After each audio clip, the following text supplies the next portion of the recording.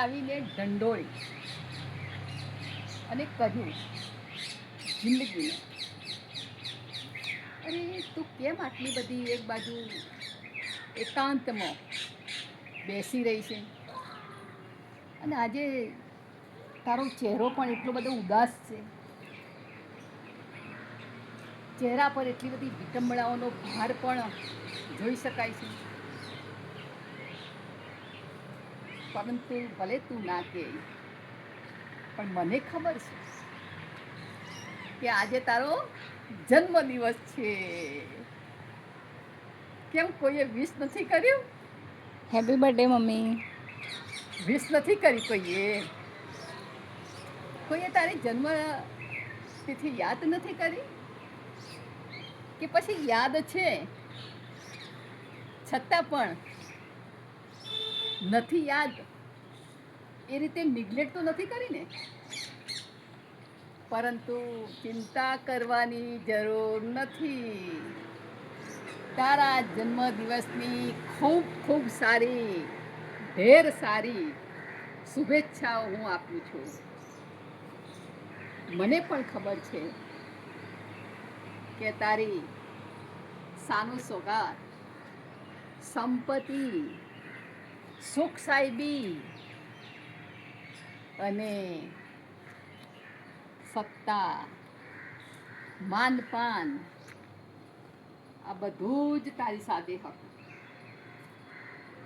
અને એ વખતે જ્યારે તારો જન્મદિવસ આવતો હતો ત્યારે તને શુભેચ્છા પાઠવવા માટે લોકોની લાઈન લાગતી હતી. લોકો એવું વિચારતા હતા કે શુભેચ્છા માટે મારો ક્યારે વારો આવે. એવું બધું એ સમયે હતું.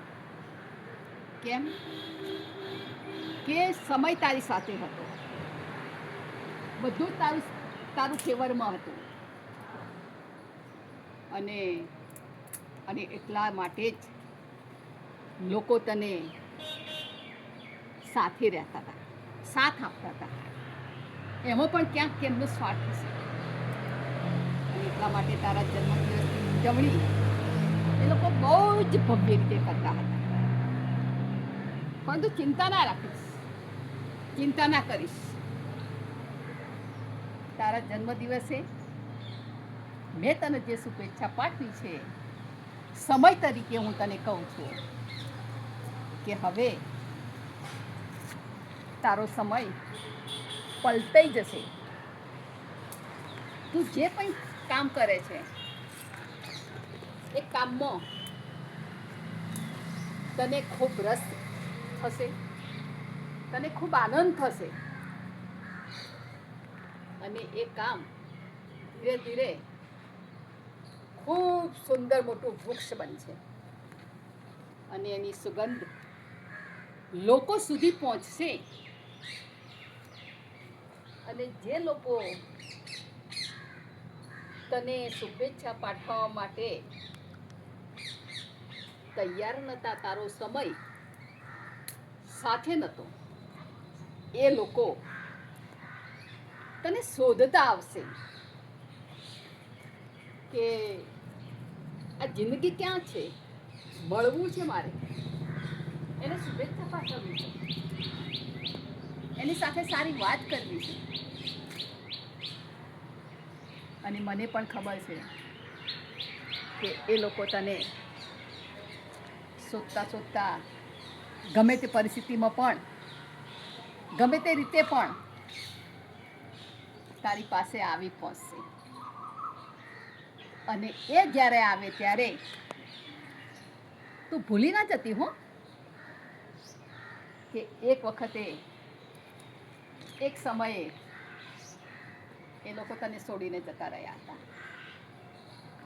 તને તારા જન્મદિવસની શુભેચ્છા પાઠવવી એ પણ યાદ નહોતું, તારી જન્મતિથિ પણ યાદ નથી.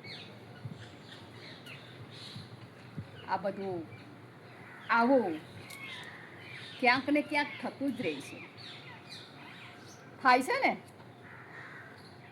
ઘણા લોકોને ક્યાંક ને ક્યાંક આવા અનુભવો થયા હશે, જાત અનુભવો થયા હશે, બીજાના મુખેથી સાંભળ્યું હશે. જો આ વાત મારી સાચી હોય અને મારી સાથે તમે સંમત થતા હો તો ચેનલને સબસ્ક્રાઈબ કરો, શેર કરો અને કોમેન્ટ કરો.